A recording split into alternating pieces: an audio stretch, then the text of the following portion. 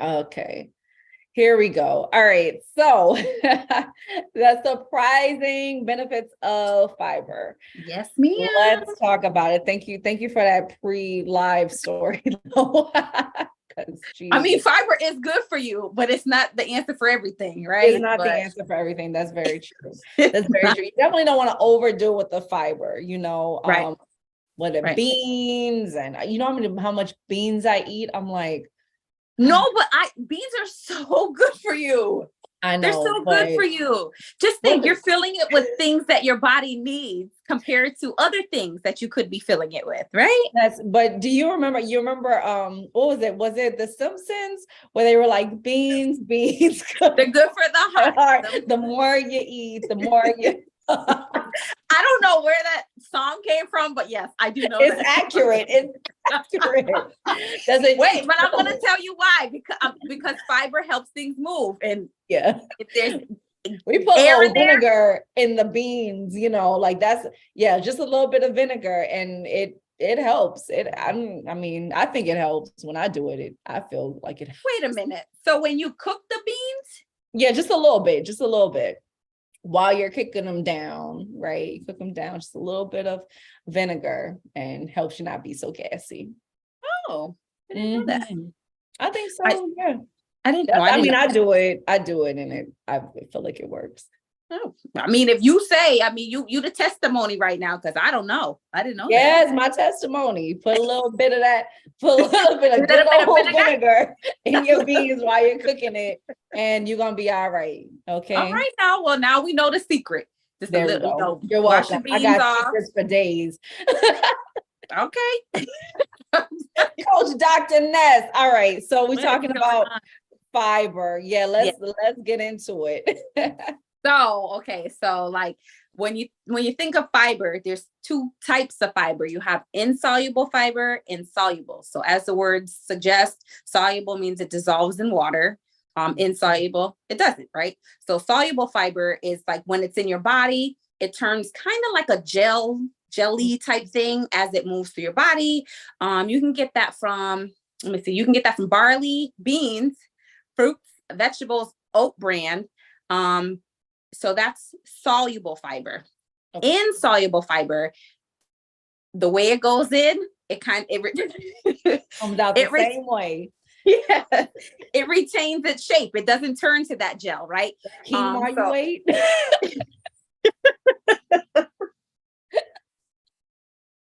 So like, if you know. Yeah, like how it goes in, it doesn't turn to gel. We'll just say that, right? It doesn't turn to that gel like the soluble one. So that's wheat bran, that's whole grains, and some certain vegetables too. Will go in the same way. Certain seeds. Just you don't change form at all. Some things just don't, right? Because our body takes what it can take, it does what it's supposed to do, and then our body says, okay, well, I'm done with it. Be gone. Right. And so one of the reasons why fiber is so important for us is because it does help with our digestive tract. Right. So fiber just moves things along. Right. And so when you're thinking of the insoluble fiber, that's the one that doesn't turn into the gel, that bulks up your stool without being too, and it helps to keep everything moving as it should. And so, insoluble fiber, when it goes through the body, what it's actually doing is removing toxins that are in your digestive tract, like as it's going, because it's just thinking like a magnet, just picking up, because it's a gel, right? It turns into a gel. So it's just picking up stuff. And so part of the stuff, hold on. My phone supposed to be, am I back? You're good. Yeah, you're good. You're good. Oh. It did something weird for 2 seconds, but you're good. So we're flowing down the river of we got our fiber. We got our soluble fiber, which is the gel picking up the toxins, right? And so one of the things when they say that fiber helps your digestive health, right, is it's been shown to help reduce the risk of colon cancer. Because it's removing those toxins. That's a killer. That's a very aggressive big problem. Yeah, it's a very aggressive form of cancer. But insoluble fibers, all of those things can help move things along, and so they reduce your risk of difficulty going to the constipation. I'll just say it, constipation, right? But if you think of the soluble fibers, which again, we're getting from our fruits and some vegetables, those ones act as prebiotics. So if you remember, I don't think you were on for this class, but I talked about the gut health. Were you on for the gut health? I think so. I don't know. Okay, well, if you were about the prebiotics and the probiotics. Yes. But I don't know. I feel like lately I've been having that conversation so much with so many different people, though I may have just watched it on a replay, but I really don't know. But it's okay. Whether you saw it. So the prebiotics, as we know, are things that feed the good bacteria, right? So we were on together for that one. I remember we had the whole conversation. Okay. Well, as a refresher for anybody that didn't see the replay and didn't catch it live, prebiotics, right? Yeah. Prebiotics are the things that feed the good bacteria in our bellies, right? And so that is important too when you think of cancers, right? So you want to make sure that there's not an overgrowth of not so good bacteria. You want to make sure there's a balance, and we're keeping the good bacteria happy when we put fiber in our diet. And another thing, which is kind of, I don't know, it was surprising at first to me, but like I know it, but when I was learning it, when I was in pharmacy school, I didn't get it right away. So fiber actually helps people regulate your blood sugar. Right? Oh, okay. Yes. So what it does is it helps with the reabsorption of sugar into your bloodstream, or not sugar, glucose into your bloodstream. So when you think of glucose, our muscles are what use the glucose. And so when your muscle needs energy, it needs the glucose to get the energy. So the cells open up, they take all the glucose in. And then sometimes there's a problem with the reabsorption of the glucose. And so it spills out into your bloodstream. Oh, and then that raises the blood sugar levels. Gotcha. Yep. So when you add a little bit of fiber to it, it makes it so that it's it like helps with the reabsorption of the glucose. And it makes it so that you have a steady level of glucose and not so much like spikes. You eat something and your glucose is going sky high, then you're super, super low. It keeps it kind of steady. It's like, okay, we're going to move along nice and slow. We're going to make sure this muscle gets a little bit, that muscle gets a little bit. Like this is how I envision. So it doesn't matter how much you're farting on this high fiber diet. It prevents cancer. It prevents diabetes. Yeah, it helps. It like fart away. No, it slows down the absorption of the glucose by into the bloodstream. So it slows it down. So you're not getting those spikes, but I mean, beautiful. Good. Just, for those of y'all watching, remember that. Next time somebody's complaining about you farting, no. But just be thankful that your blood glucose is being semi-regulated, right? You're not getting those super highs or you're not getting those super lows because the fiber is keeping it steady and avoiding those spikes. There we go. So, right. And so we have about, vinegar in your beans.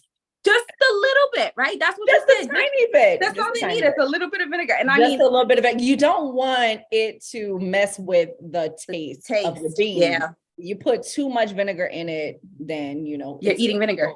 Yeah, it's just like it's got the vinegary taste. You got to cook with that though.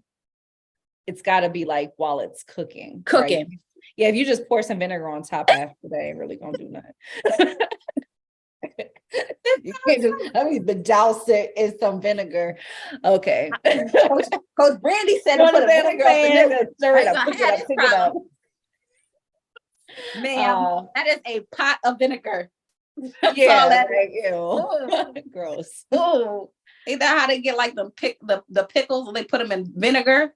No, it's like remember that time when I drank that bad coconut water?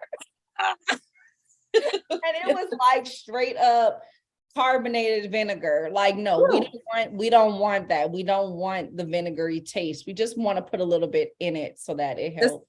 Just a little bit to help with the air.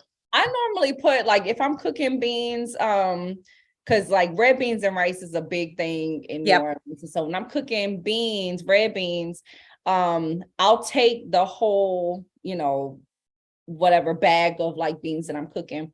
And I'll just put like a tablespoon or two in a pot. Not just actually, I'll put like 1 tablespoon or so in there. Okay. Like a capful put in there. Oh, okay. Okay. So now we have context and we have like, so we know what is a little bit, right? Because that's like a relative measurement, but now we know a capful. Don't take your bowl of beans and just, sprinkle some vinegar on top. Soak them in the vinegar before you. Do not. That's so nasty. No, you didn't soak your vinegar. Don't listen to Dr. This gonna help. This don't know nothing about putting vinegar in no beans. Anyway, can we get back on track? So yes, ma'am. So we have digestive health. We have your blood glucose, but also chronic conditions have been linked to lower amounts of fiber in the diet. So you're like, okay, well, what? So you think of heart. Okay, well, what's the heart have? What does fiber have to do with the heart?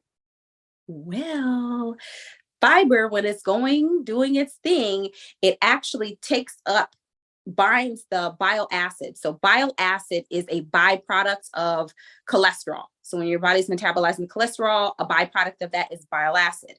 Well, if you got too much of that hanging around into your bloodstream, it puts your heart at risk for stroke, heart disease, right? And so when you put the fiber in there, it's like, okay, come on, bile acid. You're not supposed to be lingering around here. Let's move you along the track. Yeah. Move it along. Nothing to see here. Nothing to see here. It's like the police, at the traffic. Yeah, the traffic cop. Like, you go here. No, you stay there. You come on. Yep. No, you come on. Yep. Yes. So that's what it's doing. So it helps to lower those levels because it's binding them, in the intestines and saying, let's go, because we don't need you to be reabsorbed, because if you're reabsorbed into the body or into the bloodstream, you're going to mess with the heart. I don't want you messing with the heart, right? And so that's one of the chronic conditions. It's like heart disease, or an acute one would be a stroke. But also there was one other one I wanted to tell you about. I think I already talked about like the cancer risk because, okay, so I already talked about that. But now that we know there's soluble fibers and insoluble fibers, we know a couple benefits, our gut health, the glucose maintaining your blood glucose levels, so you're not getting those spikes, and also to help with the cholesterol, right? So I do want to say, well, okay, well, that's great. Fiber sounds great. Like, now where do I get it from, right? Yeah. Like, and also my question too is like, is one type better than another type? Nope. Okay. It's about balance. Like everything in life, it is about balance, right? Because I mean, the gel one, you don't want to just be eating, the oat brand or the wheat brand, trying to get just one type of fiber. No, your body's going to benefit from both of them, right? Like your body's going to benefit from both of them. So we have the whole grains, the oats, quinoa, brown rice, barley. Those are all really, really good sources of fiber. Your fruits and vegetables. So if it's a vegetable or a fruit that has a skin on it, like an apple, that's where you're getting your fiber from. But, you can get it from berries, have fiber, bananas have fiber in them. Bananas really good for potassium too. Oranges actually have fiber in them. And I did not know that oranges had fiber in them. When I think of they have a little stringy thing. That's how I kind of look at it. Like anything with them little stringy on them. Yes. It's like, okay, there's your fiber. The fiber. There's take your that. Fiber. I know fiber when I see it. I'm gonna take that. No, don't take that off. No, I eat that. That part I eat. Like, yes. So oranges are good. Broccoli, Brussels sprouts, if you like them. You like Brussels sprouts? I do. I know you don't like any vegetables. It's amazing. No. I like onions. I like broccoli. Look, that's it. That's what the list. You're proving my point. You're proving my point. Wait, okay. I like sweet potatoes. Girl. Okay. Moving right along. I like pause. Yeah, big long pause. Like I like string beans. Okay. But they have to be. I like asparagus. Oh, you like asparagus? I do. Okay. I do like asparagus. Okay. But Do yeah, you that's like cabbage? yes. I actually like cabbage, but see, I don't really make it that often. My aunt makes it, so whenever she makes it, she always brings me some. You can't just imagine Brussels sprouts as like little bitty. You know, when we had this conversation before, I told you that you need to stop getting your Brussels sprouts from the frozen. Yes, we did. You gotta get them fresh, Yes, and get somebody that knows how to cook them. We did talk about this. We had this whole conversation before. I remember, because yes, I was like, "You just not getting them right." Stop eating the frozen Brussels sprouts. The frozen Brussels sprouts are nasty. That's true. I mean, I think they are. That's my opinion. They were gross, and I was like, "This is why I don't be trying new stuff." The fresh ones, though, okay. Well, you know what? Maybe one day I'll be somewhere and I'll try them. Hopefully, they could prepare them from fresh Brussels sprouts and not. Lord. But what kind of restaurant would you go to that has Brussels sprouts as a side? We could talk offline about this. There's plenty of restaurants that have Brussels sprouts as appetizers and as a side, because right now you just blowing minds. Okay, so but yes, okay. What else? What other? We got our vegetables, lentils, yeah. Beans, chickpeas. Oh, you like chickpeas? Love chickpeas. I like chickpeas. You can get them from there. You can get them from nuts, almonds, chia seeds, flax seeds, sunflower seeds, bran. Like, I used to really, this might sound weird, but when I was a child, I loved Raisin Bran. Like, oh no, Raisin Bran is the shit. I love Raisin Bran. Oh, as a kid, I loved Raisin Bran too. It's good. It's like the way to get people to eat their raisins. Oh, I like raisins. I will snack on raisins. You remember they used to have them little raisinettes? I mean, not raisinette. Well, raisinettes. I do know raisinettes, yes. Raisinettes are all the chocolate, but the ones with the little the little clay like raisin, I forget what they called them, but they were kind of like the Temptations, but they were like the little mascots. The little mascots. Yeah, and they would sing the song.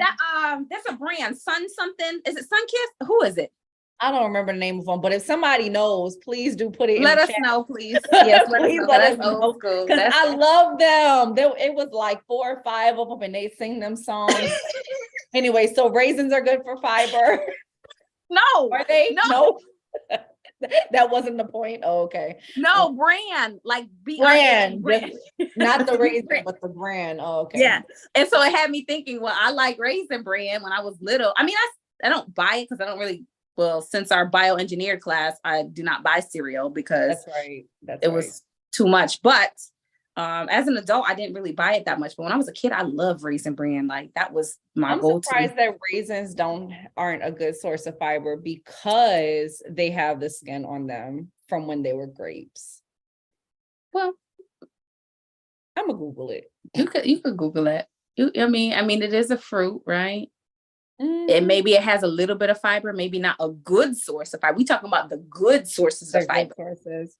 Yeah, it says 1.6 grams of dietary fiber in 1.5 ounces of raisins. Okay. Well, wait. How much did you say? It was 1.6 grams of fiber? Yes. So, for 1.5 ounces or a small box of raisins. So women aged 19 to 50 require 25 grams per day. Well, yeah, so, you can't be eating. You can. All of the boxes of raisins. You could just eat a couple boxes of raisins. And men, really gonna same be age on the toilet after that. You ever tried to have, first of all, why you ain't talking about prunes yet? Because we was just talking about have you had prunes before? I used to like prunes, okay? Like, I used to like them because we had a nanny. Well, when I was younger, our I'll say babysitter. My babysitter's husband had prunes because he had, he needed them. He needed some prunes. Gotcha. I wanted to try one, and so my babysitter let me try one, and I'm like, these are so good. Oh my Lord. So quick story though, because I also know that apricots, dried apricots are really good in fiber, and how I know that is that I used to, when I was in college, I was in a writing program in college. And so I went to school actually to write movies. And I be writing these movies and they're like, hundreds of pages. And I'm like, oh, okay, I'm so tired of doing this. And I would like snack because you need brain food. Yes. I would snack on like these dried apricots, right? And I did not know, I didn't even understand this fiber thing. But after like a couple of bags of those things, oh my good Lord, you learn real quick. You learn real quick. Okay, not to do that. So yeah, you find another snack. You find another snack. So I look at that for dried fruit in general, right? Like just be careful, because if you want to be regular, okay, it will set you It'll right. do the trick. It will do the trick. And prunes also, because it's the entire fruit, right? Yes, it is. Same thing with prune juice. It's not juice, actually, it's the entire fruit, right? So they have that in there. So it maintains all of the fiber. That's why they say go get the prune juice. But when they dry it, it increases like the sugar level. The sugar content is just like concentrated, So you want to be careful with that. But I was just like, how we ain't talking about prunes yet, because everybody knows about prunes and they fiber. Yeah. Go get you some prune juice. I was on some prune juice once when I needed some. It doesn't take a lot. It doesn't taste bad either, but just like you said, don't taste bad, but good God. Drink 8 ounces of prune juice the night before. And then when you wake up in the morning, you're going to be good. Your body said, oh, all this fiber, where have you been? Oh, okay, all of y'all, let's go. Yep. Come on. Let's go. Let's clean it out. Every last one of you, let's go. Yes. That way. Yes, that way. We're getting out of here. Come on. Right now, it's time to go. Come on. I found us an exit. Let's go. Word. Oh my God. Yeah, that's how it is too. It's true. So women 19 to 50 require 25 grams. Men, same age group, require 38. They just a little bit more than us. But as you get older, like 51 and up, the women drop from 25 grams a day to 21. And then the men drop from 38 grams to 30 grams. So just need a little bit less. You got to remember, they're not eating as much, right? Their bodies are changing. Well, I'm telling you, I've known some these are like older people who like literally don't eat much. They have their coffee in the morning, and I'm like, you're wasting away. You gotta eat something. But then it's like, well, I don't have an appetite. I don't want to eat. And you're like, no, you have to eat. You gotta eat something. That coffee is not holding you. Not at all. Coffee will, for some people, the coffee will sing in the bathroom too, but it's not because of the fiber. No, it's not because of the fiber though. Yeah, no. A lot of people have issues. Seriously though, a lot of people have issues with constipation. And so I always thought that having the fiber is a better route than doing like the senna teas or doing like the laxatives, liver oil and the laxatives, all of those things. Having the fiber is and from a natural source. If you need your Metamucil or whatever, Benefiber, all of those things, like then okay, yeah, sure. But getting them naturally in your diet, and then drinking a lot of water. That's the other part of it, right? Like drinking a bunch of water with that. Absolutely. Keep a little bit regular. Try it out. Yes. I said, don't let anybody let you feel bad about drinking your prune juice, extra farts or any of that. I mean, it's a good sign of digestion. I was told that sometimes it just means you got air somewhere in your digestive tract. That's all that means, and it needs to go somewhere. That's that's all gas is. It's just got air in your digestive tract, and it needs to get out some way. Sometimes you burp it out, sometimes you don't. But the thing is, Okay, let's wrap this up. I just want to say, if somebody Yeah. is having an issue with constipation and they've tried,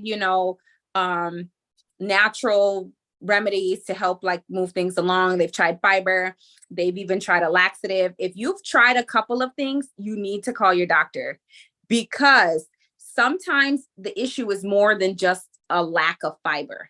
And I don't want anybody to be at home thinking, well, I've been doing fiber for 4 weeks and I still haven't gone to the bathroom, or I've been doing, right? Sometimes there's other issues going on. So if you've tried, 1 or 2 home remedies and you still don't have relief, call your doctor right away. Make sure there's no blockages or anything. Yeah, that's where I was. Yep. So just call your doctor right away.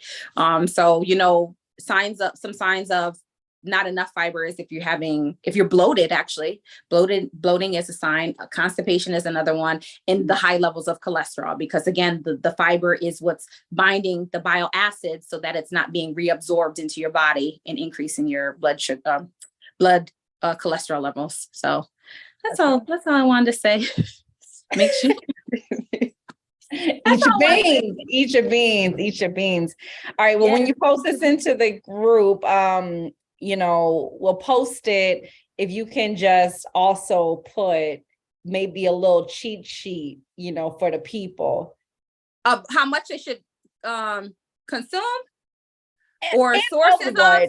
And of what, maybe how much they should consume, and also, just some top fiber foods that they should, some sources they should be having. So that way you can just look and do that. And then, and then try some of that stuff out, right? What were you leaning for homework? Is that homework? Yeah, you're going to put some fiber in your diet. You're going to get, if you can, some fresh vegetables, some fresh fruits, some oats, some bran, some quinoa, some seeds, any one of those. I mean, I'll put the list in, but any one of those categories that provides a good source of fiber, just incorporate it at some point into your diet. Here we go. Yeah. Real quick, because I just thought about this, and I know we don't have any time left, but I have to ask you this. So I always think about, like, when I'm trying to get cleaned out, I'm like, I go to roughage. Have you ever heard that term before? Yeah, I think of anything with skin is like I think of lettuce, right? I'm thinking salad. So I'm like, okay, let me just eat a whole bunch of, salads, like healthy salads. And then I have all the roughage and it cleans me out. Now, because I don't remember that we really talked about lettuce and things like that, are they a good source of fiber? Because I feel like they sure do, clean something. They sure do move something. They do. Well, lettuce, remember, depending on the type of lettuce you get, majority of it is water. Right. Depending on the type of lettuce. But it's a vegetable, so it does give you a little bit of fiber. But the amount of fiber that it gives, I'm going to have to get back to you on that, because I don't know how much fiber lettuce provides. But I will say most of it is water, but you're right. You do eat the greens. You eat it and it cleans you right out. You're like, okay. I see what you're doing here. Right. Okay. What you're putting down? Yep, I'm feeling it. All right. So thank you for the enlightening conversation. It was entertaining. I'm glad we got to do it. I am as well. I think that I want to do something with vinegar next week. To see either apple cider vinegar, white vinegar, just different. I'll figure out how I'm going to incorporate it, but it got me thinking, because how some people do like the shot of apple cider vinegar. Yeah, I used to do that. Well, maybe we'll talk about that. Okay. Yeah. Talk about, the history of it. What are the studies? If, what is that showing? Is it more harm than good? Is it doing anything at all? It's gotta be with the mother. Right. I mean, I think it has to be. That's what the people say. It's got to be with the mother. Oh, you know what I'm talking about? You know what I'm talking about? It's like that brownish stuff that's in the inside. But yes. So apple cider vinegar with the mother. Well, we're gonna get into that. Don't give it all away. Okay. Enough said. Because you know what? I didn't hear that. I didn't know that. Okay, well, Yeah, we're gonna get into that. We're gonna talk about this vinegar because I somebody asked me like, you think I could do apple cider vinegar to help lose weight? I was like, what? Oh yeah, that okay. So that let me just be clear before we get off of this. That's not why I was doing it, but yeah, people be no, on it. I don't think anybody was thinking that's why you did it. I mean, that's not the first thing that came to my head. Now you said it, and I'm like, oh, okay. I just wanted to clarify. Okay, yeah, let's talk about it next week. Yeah, we'll talk about it next week. We'll talk about apple cider vinegar. All right, well, have a good evening. You as well. You as well.